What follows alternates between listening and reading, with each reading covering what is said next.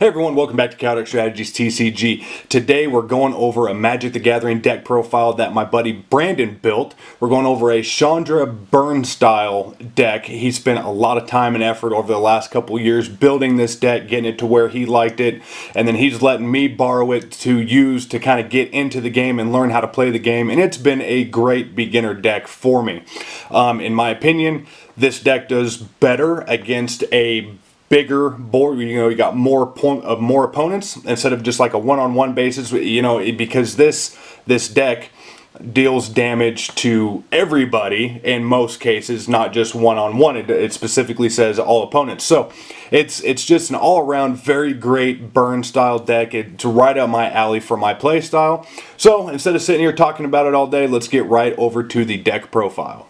Alright guys, this is my buddy Brandon's Chandra deck profile for Magic the Gathering. Just go ahead and get right into it here. Starting with creature cards, we've got 2 Gutter Snipe, and this card is pretty good. Like I said earlier, this deck is all about burning your opponent for damage, just taking life points away. So whenever you cast an instant or sorcery spell, Gutter Snipe deals 2 damage to each opponent. That card is nasty because there's a lot of instant and sorcery cards in this deck, and we'll get to those here in just a bit. And then we also have Flame Blade Angel. So this one's flying, and as you guys know, flying they can't block flying unless they have another flying creature. And the great thing about this one is wherever a source an opponent controls deals damage to you or a permanent you control, you may have Flame Blade Angel deal 1 damage to that source's controller. So just gnarly card. Then we also have Soul of Chandelar. He's a first strike. His first ability, Soul of Chandelar, deals 3 damage to target player and 3 damage up to 1 target creature that player controls, and that's if you tap 5 mana. And if you tap, his second ability for tapping 5 mana is you can exile Soul of Chandelar from your graveyard. Soul of Chandelar deals 3 damage to target player and 3 damage to up to 1 target creature that player controls. Wicked card. This one we have a double creature card, Initiate of Blood. So you can tap this card. Initiate of Blood deals 1 damage to target creature that was dealt damage this turn. When that creature is put into a graveyard this turn, flip Initiate of Blood. So when you flip him over, he also has a tap ability on the other side, and his name is Goka the Unjust. Groka the Unjust deals 4 damage to target creature that was dealt damage this turn. We have Thermal Alchemist. He's a defender. When you tap, Thermal Alchemist deals 1 damage to each opponent. Whenever you cast an instant or sorcery spell, untap Thermal Alchemist. So if you keep running instants and sorceries, you just keep untapping them, then retap them again to deal more damage over and over and over. Just gnarly. And if you're playing on a big table, up to 8 people, everybody's taking damage. It's crazy. One of our big boss monsters, we have Deuce of Calamity. He has Trample, and whenever Deuce of Calamity deals 6 or more damage to an opponent, destroy target land that player controls. Just unbelievable. He's kind of a bear to get out, but man, once you do, it's game. We have Acheron Conscriptor. Whenever you cast a spell that targets Acheron Conscriptor, gain control of another target creature until the end of the turn. Untap that creature, it gains haste until the end of the turn. Again, gnarly. Being able to pull creatures from your opponent's side of the field and they gain haste, just dirty. We have Volcanic Rambler. He's kind of a bear to get out too. He costs 6 mana to get out. And then if you tap 3, Volcanic Rambler deals 1 damage to target player. So not too bad. And he's a 6/4. He's a beat stick. We have Scab Clan Berserker. Has haste. They also have Renown 1. When this creature deals combat damage to a player, if it isn't renowned, put a +1/+1 counter on it and it becomes renowned. Whenever an opponent casts a non-creature spell, if Scab Clan Berserker is renowned, Scab Clan Berserker deals 2 damage to that player. Again, just these burn effects are nasty. We have Crater Elemental. Crater Elemental You tap 1, sacrifice Crater Elemental. Crater Elemental deals 4 damage to target creature. He also has Formidable, where you tap 3. Crater Elemental has base power 8 until the end of the turn. Activate this ability only if creatures you control have total power 8 or greater. So he's in 0-6 starting out, but if you have total equals 8 or greater and you tap your 3 mana, he's just unreal. And for our last basic creature, we have Oracle of Bones. Also has haste, tribute 2. As this creature enters the battlefield, an opponent of your choice may place 2 +1/+1 counters on it. When Oracle of Bones enters the battlefield, if tributed wasn't paid, or its tribute wasn't paid, you can cast an instant or sorcery card from your hand without paying its mana cost. This card, that's a dirty, dirty trick that this card has. Being able to cast a sorcery or instant with like Gutter Snipe on the field without paying mana cost. You're dealing the damage, sometimes double damage, and you still have mana that you can play through your turn. Okay, so now we have artifact creatures, and those two are going to be Combustible Gearhulk. He has first strike. When Combustible Gearhulk enters the battlefield, target opponent may have you draw 3 cards. If the player doesn't put the top 3 cards of your library into the graveyard, then Combustible Gearhulk deals damage to that player equal to the total converted mana cost of those cards. And that can get gnarly. He costs quite a bit to get out. He costs 6 mana to get out. But man, if you send those cards to the graveyard, you can end up dealing heavy damage if you're lucky enough. Okay? So those are our creatures for the deck. Moving into sorceries, we run 4 copies of Demolish. Got some different artworks here of Demolish, but they all do the same thing. Destroy target artifact or land. Costs 4 to get out. It's a fantastic card, especially if somebody's running a heavy artifact deck. You can really knock those out running Demolish. Then we also have Chandra's Revolution. Costs 4 mana to get out. Chandra's Revolution deals 4 damage to target creature. Tap target land. That land doesn't untap during its controller's next untap step. So this card's great. Even though we're only running 1 copy, you can really lock them out of some big plays next turn. We run Serpentine Spike. This one costs 7 to get out. It's devoid. This card has no color. Serpentine Spike deals 2 damage to target creature, 3 damage to another target creature, and 4 damage to third target creature. If a creature dealt damage this way would die this turn, exile it instead. That card is brutal. Also running Flame Slash for our next sorcery card. Flame Slash deals 4 damage to target creature. Burn from Within. Burn from Within deals X damage to target creature or player. If a creature is dealt damage this way, it loses indestructible and until end of turn. If that creature would die this turn, exile it instead. And being able to exile these cards from play can be huge. We have Liberating Combustion. Liberating Combustion deals 6 damage to target creature.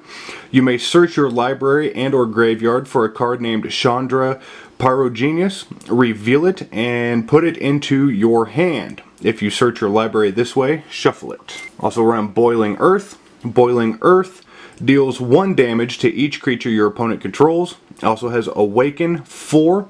If you cast this spell for 7 mana, also put 4 +1/+1 counters on target land you control, and it becomes a 0/0 elemental creature with haste. It's still a land. That card, amazing. So that's it for our sorcery cards, and then going into our enchantment cards, we only run 3 enchantment cards.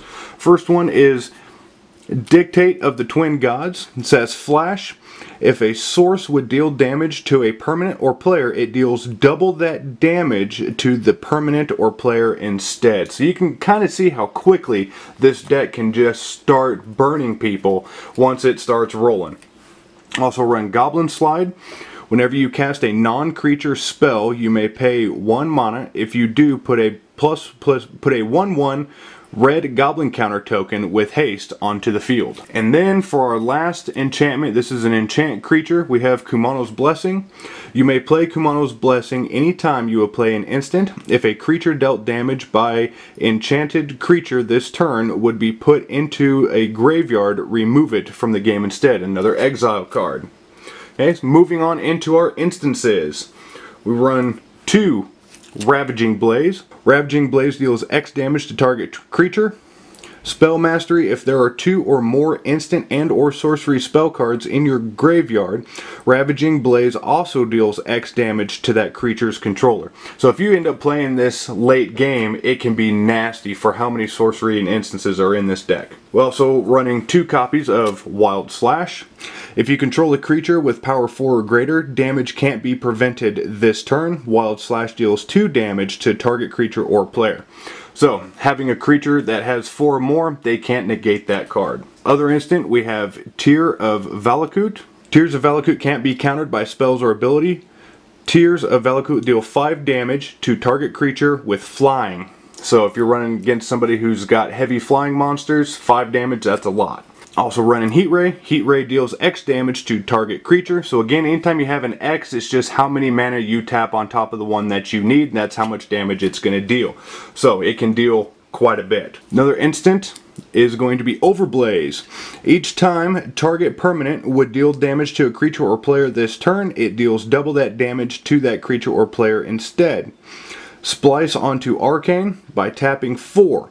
As you play an arcane spell, you may reveal this card from your hand and pay its splice cost. If you do, add this card's effects to that spell. That's just, it's nasty, nasty. Lots of burn damage. We also have Chandra's Fury. Chandra's Fury deals 4 damage to target player and 1 damage to each creature that player controls. Fall of the Hammer. Target creature you control deals damage equal to its power to another target creature. Magma Spray. Magma Spray deals 2 damage to target creature. If that creature would die this turn, exile it instead. Again, exiling those cards. This deck is just unreal. And then for our last instance, we have Lightning Strike. Lightning Strike deals 3 damage to target creature or player. And again, for those of you that don't know, instant cards can be played either during your turn or your opponent's turn, where sorceries can only be played during your turn. Okay, we also play 2 standard artifact cards. Girapur Aurori, don't quote me on how to pronounce those, because some of these I don't know how to pronounce. On Aurori, each player may play an additional land on each of his or her turns. At the beginning of each player's upkeep, if that player has no cards in hand, that player draws 3 cards. Just nasty. And then Thought Prison, we have Imprint. When Thought Prison comes into play, you may have target player reveal his or her hand. If you do, choose a non-land card from it and remove that card from the game. And its secondary effect, whenever a player plays a spell that shares a color or converted mana cost with the imprinted card, Thought Prison deals 2 damage to that player. Just now, so if you're playing against another red deck like this one, you're dealing all sorts of damage, especially with that artifact onto the field. And then we have 2 legendary artifacts. We have Pyromancer's Goggles and Hall of Triumph. So Pyromancer's Goggles, you're going to tap it. It becomes mana. You're going to add 1 mana to your mana pool. When that mana is spent to cast a red instant or sorcery spell, copy that spell and you may choose new targets for the copy. So if you play an instant sorcery, you tap it. If this is tapped for mana, you get to do it pretty much twice in a row. Hall of Triumph. As Hall of Triumph enters the battlefield, choose a color. Creatures you control of the chosen color get a +1/+1. So very simple, you just keep boosting your creatures on top of everything else. Okay, and then, before we get into the land, we have Mercadian Bazaar. Mercadian Bazaar comes into play tapped. Its first ability is put a storage counter on Mercadian Bazaar. Its second tap ability is remove any number of storage counters from Mercadian Bazaar. Add 1 red mana to your mana pool for each storage counter removed this way. So you can really just start loading up on your mana pool. And then for mana, we run there's 25 different lands in here as well. All red. This whole deck is red. And there you have it, guys. That is Brandon's Chandra burn deck for Magic the Gathering. Alrighty guys, and that is our deck profile on Brandon's Chandra burn deck for Magic the Gathering. This deck is insane, guys. I mean, some of the combos you can pull off with this deck, you know, like I said earlier in the video, you can use Gutter Snipe along with sorceries and instances and just keep tapping and untapping to just start poking away at those life points. A lot of these cards don't specify just one opponent. Like, you'll do damage to everybody that you're playing against. So if you're playing against, you know, 4, 5, 6 people, everybody's taking damage. So this deck is just amazing. It's been a great learner beginner deck for me to get into the game. So I appreciate him very much for letting me borrow this deck to kind of get into the game, showing me how to play the game. I'm hooked. I'm starting to love Magic the Gathering. So if you guys like that video, by all means, hit that thumbs up button. Subscribe, hit that notification bell so you're always up to date on all of our new videos that we're pumping out with all the time. And let me know in the comments what you guys would like to see. I always want to hear from our viewers. Let me know what you guys like. If there's some things that we can change in our videos, by all means, let us know. We'll make it happen. We're doing this for you guys. All right. With that, check out the banner. You can find us on Twitter, YouTube, of course, right here, Facebook, Discord. Hit us up on all of those. We're all over the place right now. And with that, I hope you guys are being safe. Wash your hands, and we'll see you in the next video.